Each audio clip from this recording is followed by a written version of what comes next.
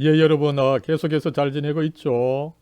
이 시간에는 이 하이델베르크 요리문답 제3문에서 11주까지 이 전체 책에서 보면은 이 죄론이 되겠습니다. 이 죄의 문제에 대해서 이 시간 좀 다뤄보도록 하겠습니다. 이 전체 내용 산문부터 11문까지에 대해서 먼저 이 제론의 성격 그죠. 하이델베르크의 제론은 좀 부드러운 제론이다 이렇게 정의를 할 수 있겠고 그죠. 그 다음에 이제 인간의 비참함의 문제, 그 다음에 이제 죄라고 하는 것은 결국 하나님의 율법을 범하는 것이다.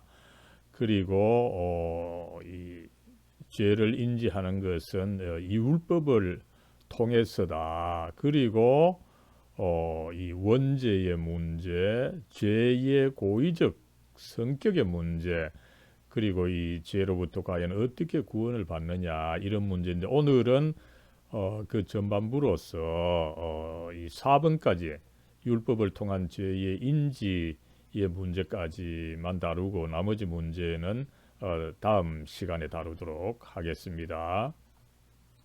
여러분, 우리가 이제 이 죄의 문제를 다룹니다마는 이 하이델베르크 요리문답은 전체 요리문답을 굉장히 그 체계를 세워서 전개를 하고 있죠. 전체 세 가지를 알아야 된다, 그죠? 이것은 우리가 기독교인으로서 분명히 알아야 되는 거죠.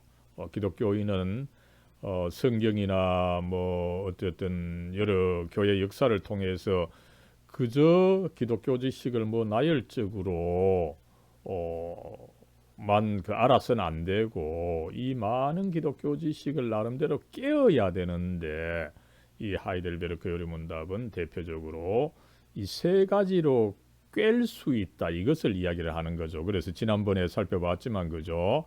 먼저는 이 우리가 위로를 받는다라고 하는 거, 유일한 위로를 받는다라고 하는 거 그죠. 그리고 이 뭐 위로라고 하는 것은 사실은 구원이라는 말과 같죠. 위로받고 구원을 받으려고 하면 어떻게 됩니까? 먼저 내가 이 죄와 비참함에 빠져 있다. 죄와 비참함에 빠져 있기 때문에 여기서부터의 이제 구원을 우리가 문제를 삼을 수 있는 거죠, 그죠?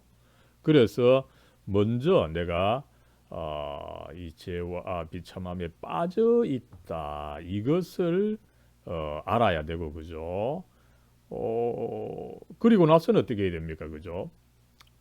내가 빠져 있는 이 죄와 비참함으로부터 과연 어떻게 벗어나느냐, 구원받느냐 이 문제를 알아야 된다. 그리고 셋째는 이제 구원받고 나서 계속 또 죄 중에 사는 것처럼 살아서는 안 되는 거죠. 구원받고 나서 내가 하나님께 어떻게 살아야 되느냐, 감사하는 삶을 살아야 된다. 이것을 이야기를 하고 있는 거죠. 그래서 우리가 이 기독교 이제 교리를 이제 살펴보면서 나아가겠는데 이 하이델베르크 요리문답이 대략적인 이런 3단계 구조를 보이고 있고 뭐 대부분의 신학은 사실은 마찬가지입니다. 그죠? 큰 절대적인 차이가 없어요. 이런 어떤 세 가지의 구조로서 나아간다라고 하는 것을 우리가 알 수가 있습니다. 그랬을 때 우리는 이 구원의 깊이 그죠? 이 하이델베르크 요리문답에서는 위로의 중요성이죠, 그죠? 그것을 알기 위해서는 먼저 내가 죄와 비참함에 빠져 있다, 그죠? 이것을 먼저 알아야 된다. 는 것을 우리가 생각하면서 이것을 아는 것이 중요하다라고 하는 것을 염두에 두면서 나아가도록 하겠습니다. 먼저 여러분 이 하이델베르크 요리문답을 우리가 한문 한문 좀 읽어가야 되는데 지금 이 동영상 강의 시스템에서는 뭐 시간을 한 40분 이상 더 사용할 수가 없기 때문에 그 전체적인 문항을 읽어보지 못합니다. 제가 쭉쭉 그저 그 요점만 설명하는 것으로 넘어갈 테니 여러분들이 직접 좀 그 책을 읽어 보기를 바랍니다.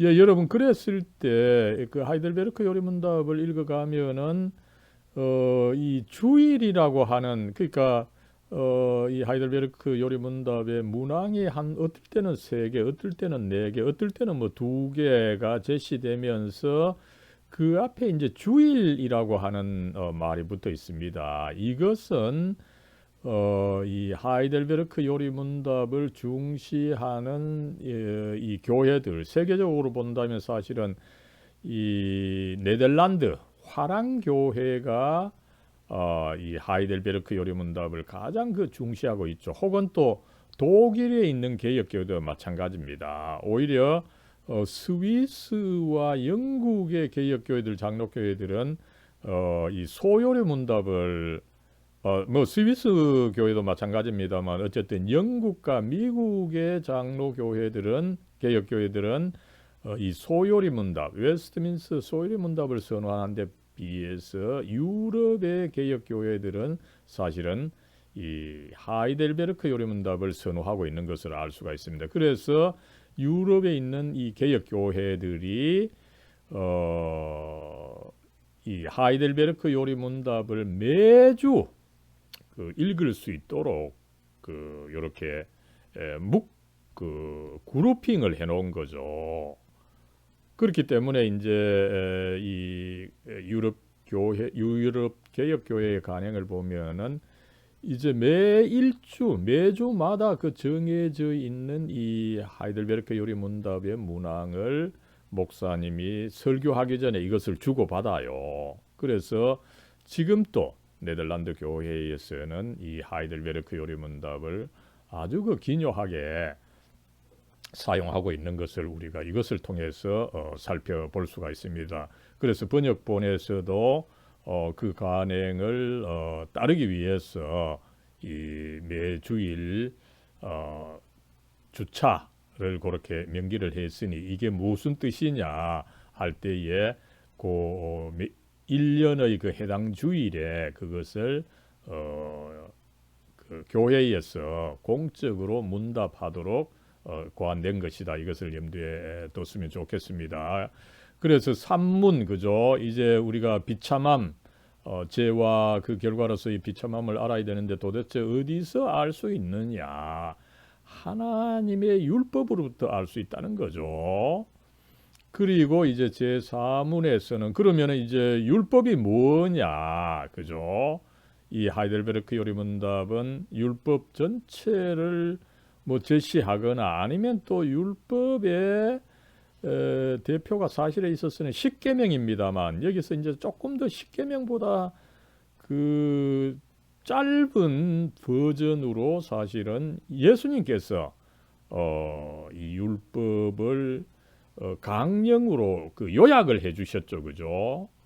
예수님께서 마태복음 22장 37절에서 40절에 이 십계명을 비롯한 전체 율법의 그 강령으로서 그죠? 그 본 뜻으로서 이렇게 요약해 주신 것이 있다 보니까 하이델베르크 요리문답은 그것을 제시하는 함으로 해서 율법을 제시한다라고 하는 것을 알 수가 있는 거죠. 하나님을 사랑하고 그죠? 그 다음에 이웃을 내 몸과 같이 사랑하라. 전적으로 하나님과 이웃을 전적으로 사랑하라. 이것이야말로 율법과 예언서의 본 뜻이다, 강령이다. 이렇게 가르치고 있는 것을 하이델베르크 요리문답이 제시를 하고 있는 것입니다.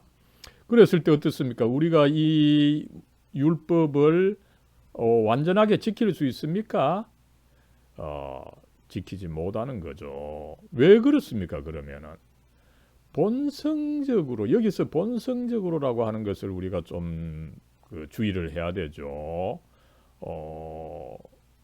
나름대로 그러니까 뭐라 그럴까요? 뭐 어떤 사람은 또 이 하나님과 이웃을 사랑하는 이 율법을 사랑하라는 율법을 나름대로 뭐 어떤 사람은 완전히 지키는가 하면은 어떤 사람은 지키지 못한다. 이것이 아닙니다. 모든 인간이 본성적으로 이 하나님과 나의 이웃을 사랑하기보다는 오히려 미워하는 경향이 있기 때문에 완전하게 지킬 수 없다. 이것을 이야기를 하는 거죠.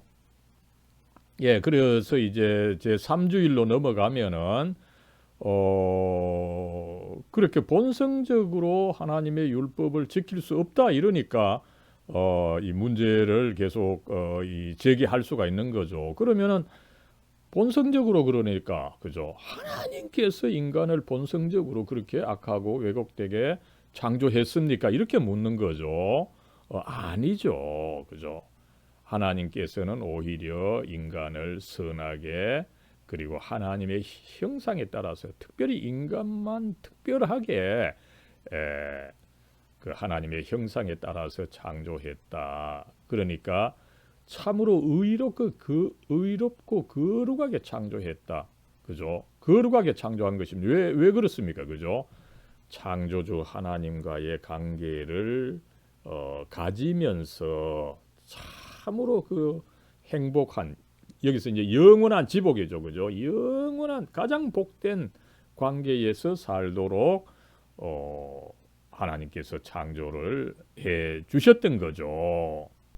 예, 여러분, 하나님께서는 인간을 그렇게 선하게 또 하나님의 형상에 따라서 하나님과 관계를 가지는 그 지복의 상황에서 살아가도록 창조했는데 그렇다면 이미 우리가 오문에서 확인을 했죠. 그죠? 이 하나님의 율법을 완전하게 지키지 못하는 것은 인간이 그 하나님과 이웃을 미워하는 성향을 가졌기 때문이다.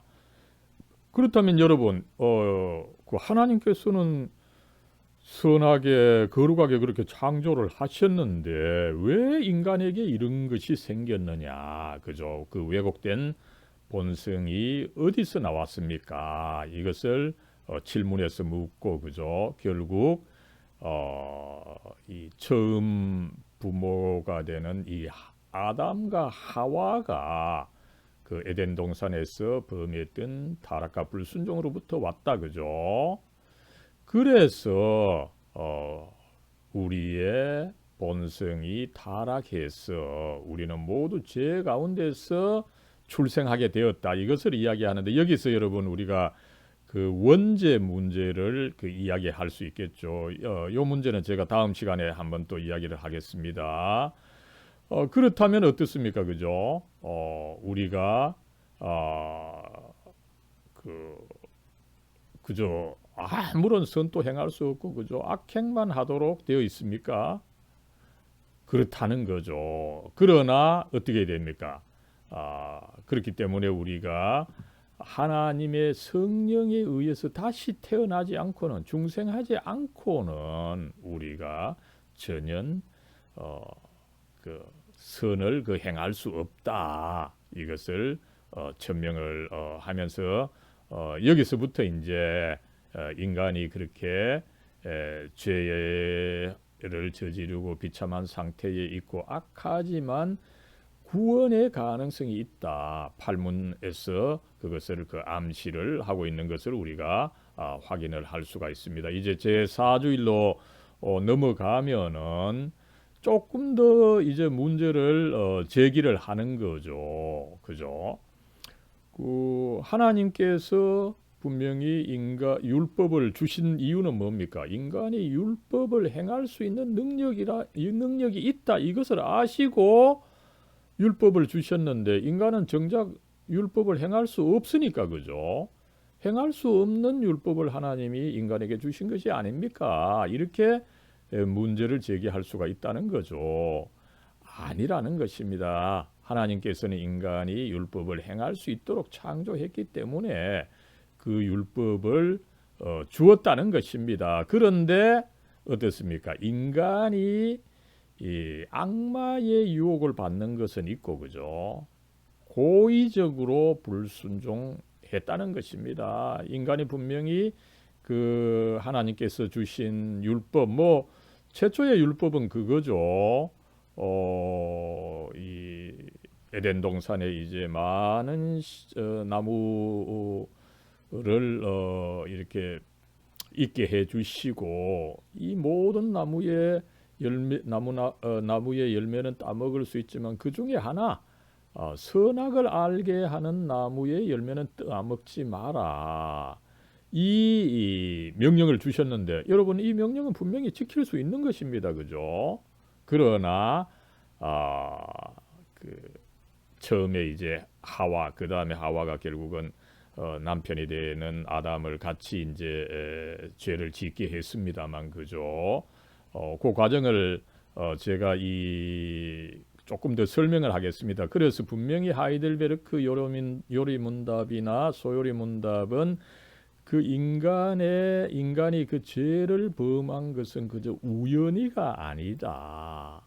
물론 악마의 유혹을 받긴 했지만 굉장히 그 고의적인 불순종이다. 고의적 불순종.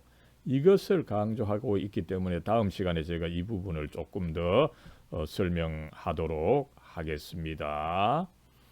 예, 그래서 이제 신문에 있어서는 인간이 이 고의적으로 불순종해서 타락을 하게 됐으니까 그러면은 처벌하지 않는 채 내버려 둡니까? 내버려 두지는 않는다는 거죠. 오히려 처벌하실 것이라는 것입니다. 왜냐하면은 그 하나님의 명령을 범했기 때문에 거기에 대해서 벌을 받는 것이 그 마땅하다는 이 주장을 하고 있는 거죠.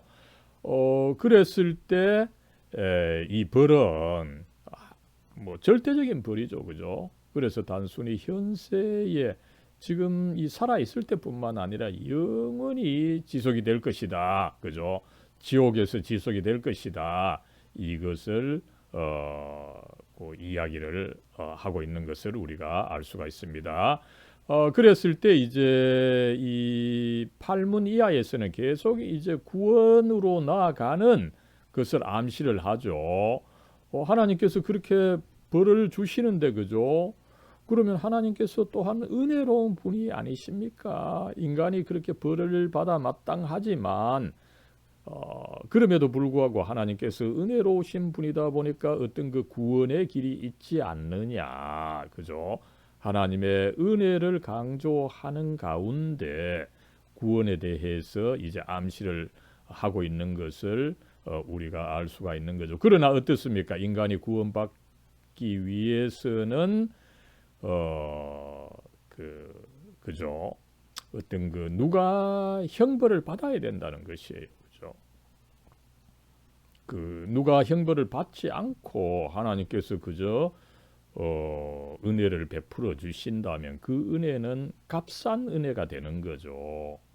그래서 여러분, 누가 그럼 이 벌을 받게 됩니까? 그죠? 우리 인간으로서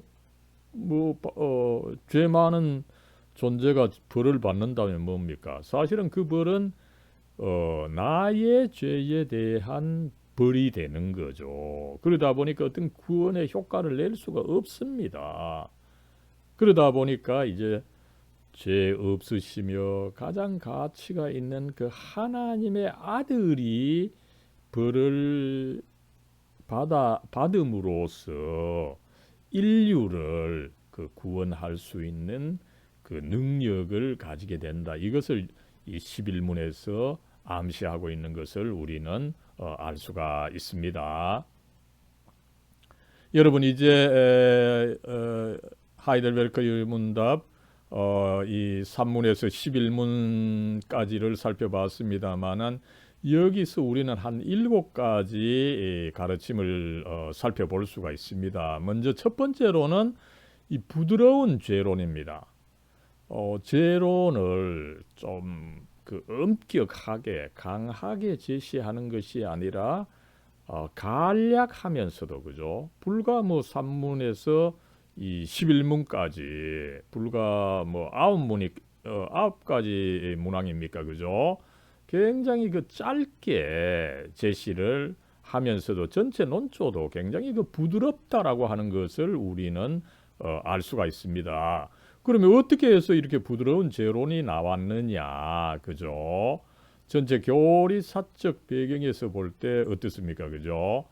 이 하이델베르크 요리문답은 1563년에 나왔습니다. 1563년, 그죠? 16세기죠. 바로 이제 그 전에 이 종교개혁이 있었습니다. 그죠? 그래서 하이델베르크 요리문답은 뭐 전반적으로 종교개혁 후기입니다만은, 그죠? 전체적으로 보면 종교개혁기에 작성이 되었고, 그 다음에 1541년에 만들어진 이 제네바 교회 요리문답과 비슷한 그 논조를 가지게 된다는 거죠. 그래서 칼빈 이후 개혁교회에서 유지하고 있는 전적 타락론을 나름대로 가르치고 있습니다. 그러나 강하게 이제 다음 세기 17세기에 오면 이 전적 타락론도 굉장히 이 강하게 가르치는 경향이 있습니다만은 종교개혁기에는 이 전적 타락론을 유지하긴 하지만 전체적으로 좀 부드럽게 제론도 부드럽게 제시한 경향이 있다는 것입니다. 여기에 비해서 여러분 이제 우리가 소요리 문답을 뭐 보겠지만 이 17세기에 나온 이 소요리 문답 더구나 이 청교도 전통이죠, 그죠? 청교도 전통은 모든 것을 더 논리적으로 이 전개를 하다 보니까, 그죠? 전적 타락론이 강조가 되고, 그죠? 제론 역시 그 창조론, 신론의 그 창조론에서 다루어지는데 구원론 및 칭의론과 직접적 연관이 없이 제시됩니다. 그죠? 죄가 먼저 강조가 되다 보니까 이 죄를 먼저 그 강조하는 것이 이 소요리 문답을 비롯한 청교도 전통에 있어서는 이 강하게 있다라고 하는 것을 우리가 볼 수 있지만, 그러나 종교개혁기에는 이 죄론을 따로 제시하는 것이 아니라 계속 구원의 문제, 그죠? 우리 앞에서 봤죠, 그죠? 죄를 이야기하면서도 이 죄가 해결되는 구원을 계속 암시적으로 이야기를 합니다, 그죠? 그러다 보니까 이 하이델베르크 요리문답은 이 죄의 문제를 구원의 문제가 바로 11문에서 12문에 그 나오게 됩니다, 그죠?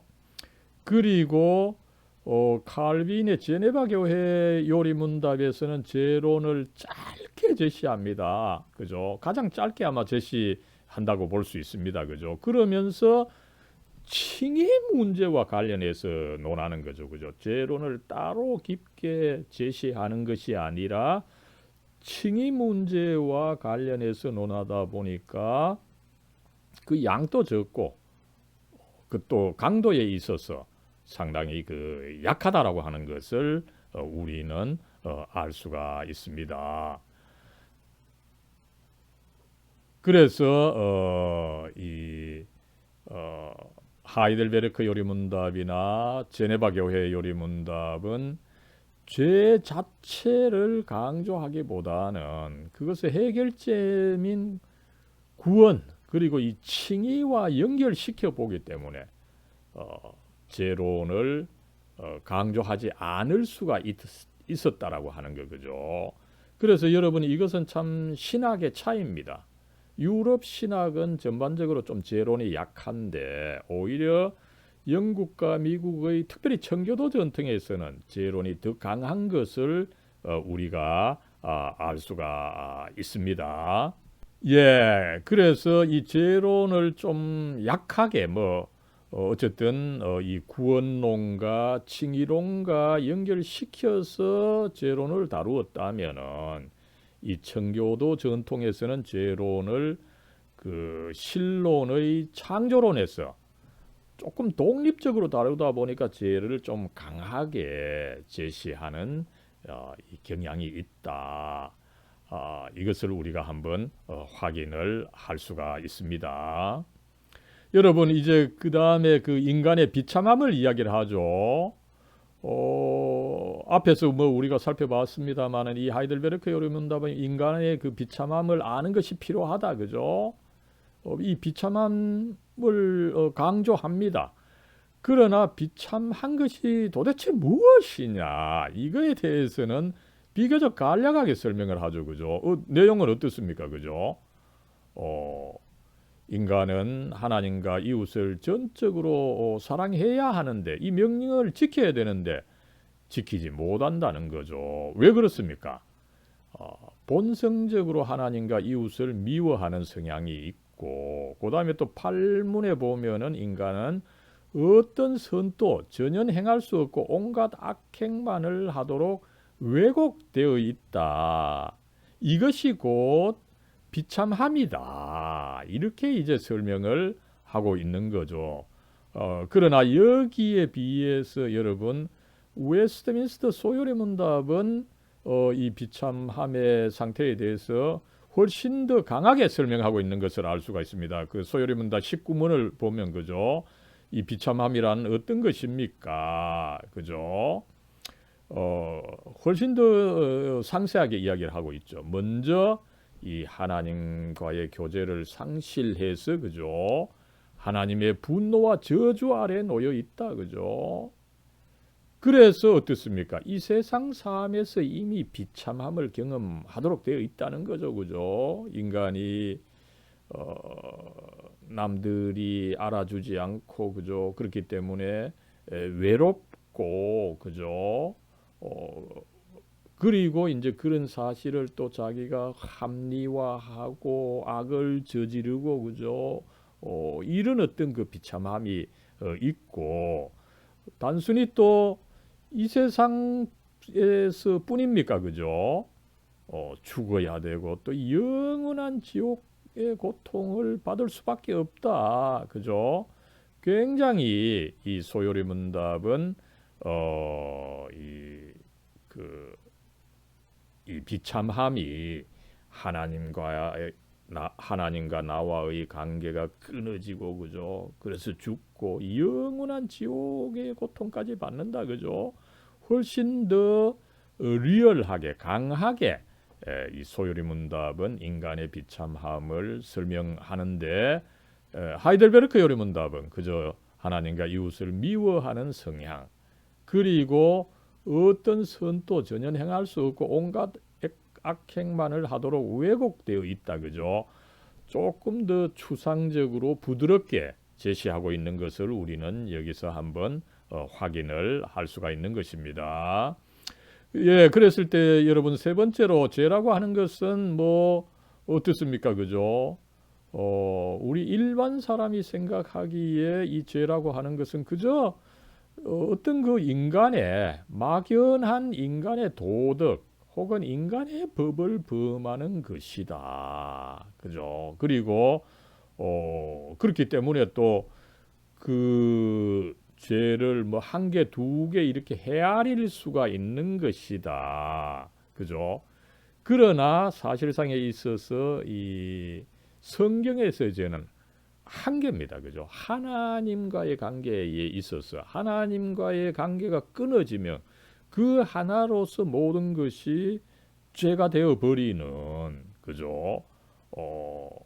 그런 상태이기 때문에 이 죄의 개념이 굉장히 달라지는 거죠. 그랬을 때 이 성경과 더불어서 하이델베르크 요리문답 뭐 다른 요리문답도 마찬가지입니다만 그죠? 분명하게 이 죄라고 하는 것은 하나님의 율법을 여러분 지키지 못하되 완전하게 지키지 못하는 것입니다. 다른 뭐 몇 개 지키다가 한 개라도 범하면 안 되는 거죠. 여러분 구약 성경의 그 율법을 자세하게 이 하라 하지 마라 요 율법을 자세하게 연구하면 613개가 있다고 합니다. 그죠? 이 613개 그죠? 뭐 대부분 지키다가 내 하나 안 지키면 되지. 그게 아닙니다. 율법은 모든 것을 완전하게 지켜야 하는데 그것은 사실상 그 불가능하다. 그죠? 그래서 인간은 하나님 앞에서 무조건 사실은 그 죄인이라고 하는 것을 우리는 알 수가 있습니다. 왜 그렇습니까? 그죠? 성경은 인간이 무엇보다도 먼저 하나님의 피조물이다. 그죠? 하나님의 피조물이기 때문에 그 창조주 되시는 하나님과의 관계가 무엇보다도 중요하다는 거죠. 그죠? 그리고 이 관계를 가질 수 있도록 하나님께서 나름대로 그 인간에게 한계를 정해 주시는 겁니다. 창조해놓고 무조건 뭐 내버려 놨다 그러면은 그건 참 하나님이 아닌 거죠. 하나님께서는 인간을 창조하시고 그 인간이 당신과의 관계 속에서 복된 상태, 지복의 상태에서 살아가시도록 나름대로 그 조처를 해 주시는데 그 조처가 사실상에 있어서는 법의 형식으로 하나님의 명령 형식으로 주어진 것입니다. 그러나 인간은 어떻습니까? 그죠? 이거 이제 고의적 성격을 그 죄의 고의적 성격을 이야기하면서 제가 살펴보겠습니다만 그죠? 인간은 참 미묘한 이 동물입니다. 그죠? 불행하게도 하나님께서 하지 말라 이러면은 더 하고 싶은 그 죄성이 생기는 거죠. 이것이야말로 여러분 죄성입니다. 그죠? 그 하나님께서 에덴 동산의 모든 나무의 이 실과를 따먹을 수 있지만 선악을 알게 하는 그 이 선악과 나무의 열매만은 따먹지 마라 이랬을 때 그 안 따먹으면 되는데 그것을 하나님께서 하지 말라고 하셨기 때문에 더 하고 싶은 이런 마음이 생기는데 이게 여러분 그 악성인 것입니다. 그죠? 그런 과정을 우리가 좀 이해를 해야 되는 거죠. 여기에 여러분 그렇기 때문에 이 소요리 문답은 이를 더 분명하게 보여주는 것입니다. 인간이 이 죄가 뭐냐? 소요리 문답은 더 분명하게 그죠? 하나님의 법을 제대로 따르지 못하는 것, 혹은 그것을 범하는 것입니다. 그죠? 여러분 하나님께서 명령하셨는데 그것을 지키지 않아도 죄가 됩니다. 그러나 그것을 또 범하는 것도 사실은 이 죄가 된다라고 하는 것 그죠? 부족해서도 안 되고 또 넘어서도 안 된다 그죠? 그것을 사실상 그렇기 때문에 지키기가 어렵다라고 하는 것을 우리가 생각할 수 있습니다만 그죠? 아무쪼록 이 하이델베르크 요리문답 그 오문 사문과 오문에서 하나님의 율법을 완전히 지키지 못하는 것 그죠? 그것이 바로 율법 이 죄고 여기에 비해서 소요리 문답은 분명하게 이 하나님의 법을 제대로 따르지 못하는 것 혹은 범하는 것 그죠? 그걸 부족하게 지키지 못하는 것 혹은 그것을 적극적으로 범하는 것 이 두 가지 다가 하나님에 대해서 죄를 범하는 것이다. 이것을 이야기를 하고 있습니다. 여러분 그랬을 때에 오늘 이 산문이 주요하게 이야기를 하고 있죠. 그죠? 우리가 죄를 알아야 되는데 죄를 아는 것은 오직 그 율법을 통해서다. 이게 사실은 굉장히 그 중요한 부분입니다. 그죠? 대표적으로 로마서 3장 20절이죠. 그죠? 율법으로는 죄를 깨달음이라. 율법이 여러분 완전히 필요가 없는 것이 아닙니다. 그죠? 어떤 교파에서는 우리가 이제 신약에 따라서 예수 그리스도를 받아들이고 이 예수 그리스도는 은혜다 보니까 은혜에 반해서 어떤 행위를 가르치는 율법은 이제 필요 없다. 구약을 폐기해야 된다. 그죠? 사실상 이 율법 폐기론자들이 꽤 있는데 아닙니다. 이 종교개혁의 가르침, 특별히 이 개혁교회의 가르침은 율법이 중요한 역할을 한다는 거죠. 그죠? 우리가 구원을 받기 위해서 죄를 알아야 되는데 이 죄를 알게 해주는 것이 곧 율법이다. 이것을 강하게 가르치고 있는 것을 알 수가 있습니다. 여러분 그래서 이 성경에 있어서 이 율법의 부분, 그죠? 은혜의 부분도 중요하지만 또한 율법의 부분도 중요하다, 그죠? 왜 그렇습니까, 그죠? 여러분, 우리가 주위에서 그리스도를 믿지 않은 이 불신자들, 특별히 우리가 대학의 환경에서 지성인 불신자들을 봅니다. 그죠? 지성인 불신자들, 그죠? 나름대로 굉장히 이 고상한 것 같지만, 그죠? 궁극적으로는 어떻습니까? 그죠? 인간 그 스스로는 자신의 죄와 비참함을 깨닫지 못합니다. 그 불신자들은 자기가 뭔가 의롭다고 생각을 하고, 그죠? 주위 사람들이 그 의를 인정해 주기를 바라고, 그죠?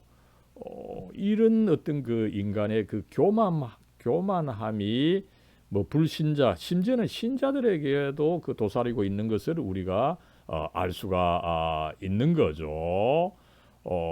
그렇기 때문에 인간은 사실상 그 스스로는 자신의 죄와 비참함을 깨닫지 못한다는 것입니다. 그래서 우리는 오직 그 우리와 그 창조주이신 그 하나님과의 관계에서만 우리의 위치를 알 수가 있다는 겁니다. 그런데 다행히도 창조주이신 하나님은 뭡니까? 우리를 선하게 창조하시고 또 하나님과의 관계 안에서 복된 삶을 누리도록 은혜로운 명령을 사실은 주셨어요. 그죠?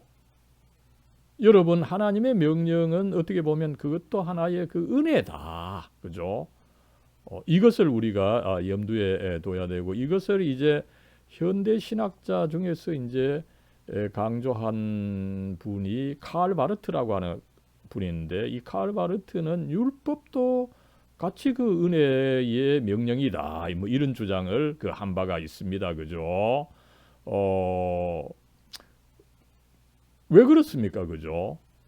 율법도 사실은 은혜로 주어졌기 때문에 율법이 은혜로 주어지기 때문에 우리가 사실은 따라야 됩니다. 만약에 율법이 좁게 그죠? 인색하게 그죠? 정말 인간이 따르기 어려운 방식으로 주어졌다면은 하나님께서 그죠? 인간에게 책임을 그 물으시기가 그 어려울 겁니다. 그러나 한편으로 이 율법 자체가 은혜의 측면이 있기 때문에 그래서 우리는 그 율법을 당연히 따라야 되는 이 책임이 있는 것입니다. 그러나 그 은혜로운 율법을 범했기 때문에 우리가 더 큰 이 죄를 범하게 되는 것이라고 하는 것을 우리는 알 수가 있는 것입니다. 여러분, 대표적으로 하나님께서 어떻게 보면 인간에게 주신 그 첫 번째 명령이죠. 그죠? 첫 번째 명령이요.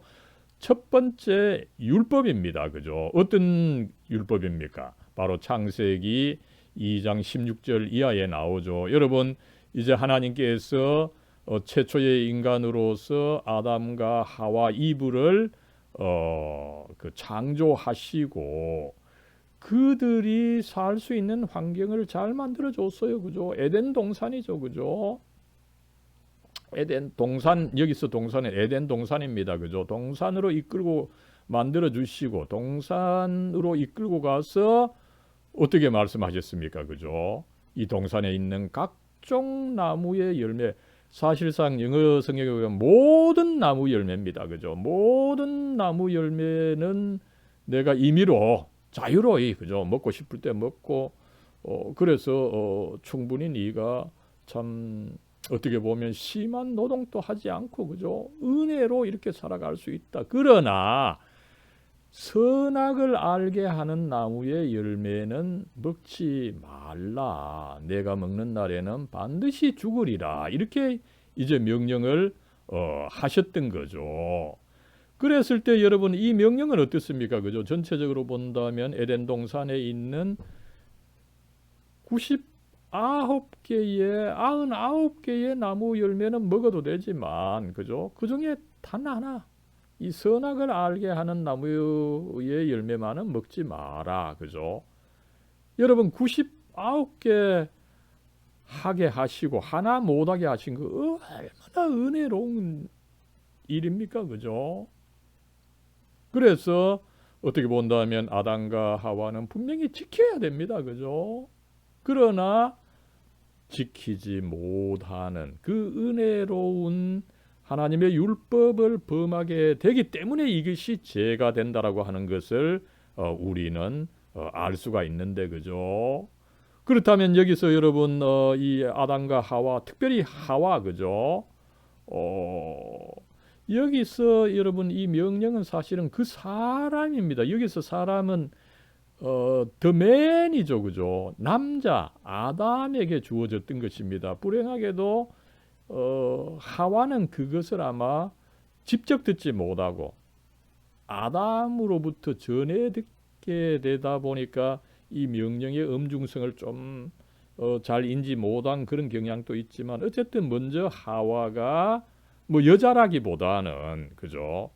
그 하나님의 명령을 하나님으로부터 직접 듣지 못하고 이 아담으로부터 그 한 사람 건너서 간접적으로 듣게 되다 보니까 이 하나님의 명령의 준엄성을 좀 인지하지 못한 사실이 있지 않느냐 이런 이제 문제 제기를 할 수 있습니다만은 어쨌든 하나님께서 그렇게 은혜로운 율법을 내리셨는데 이것을 인간이 범했기 때문에 인간의 죄가 더 엄중하다. 이것을 우리는 알 수가 있습니다. 아무쪼록 전체적으로 본다면은 인간의 죄라고 하는 것은 그 하나님의 율법을 어기는 것이고 그러다 보니까 결국은 이 하나님의 율법을 통해서 우리가 하나님 앞에 죄인이라고 하는 것을 인지하게 되고 나아가서 내가 죄 중에 있고 그죠 비참한 상태에 있기 때문에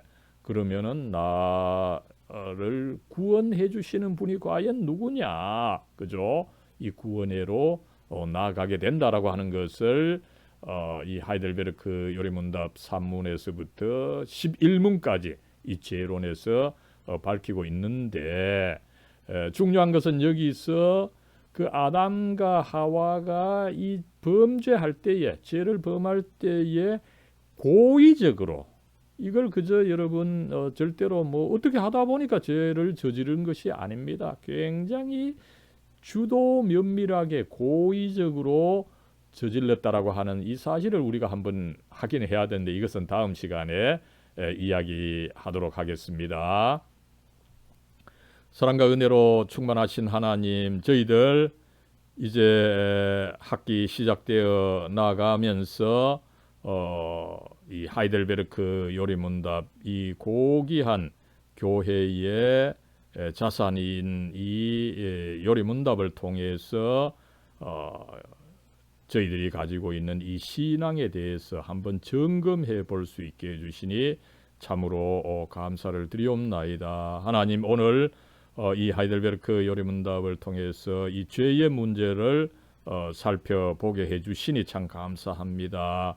하나님, 하나님께서는 우리 인간이 하나님과의 관계 안에서 참 하나님을 찬양하고 참 지복의 상태에서 살아가게 해주셨지만 인간은 오히려 하나님의 그 명령을 따르지 않음으로 해서 이 관계가 깨어지고 죄를 범하고 그래서 저희들이 비참하게 단순히 이 세상뿐만 아니라 결국은 또 지옥에 가야 하는 그런 삶을 살고 있는 것을 저희들 한번 반성을 합니다.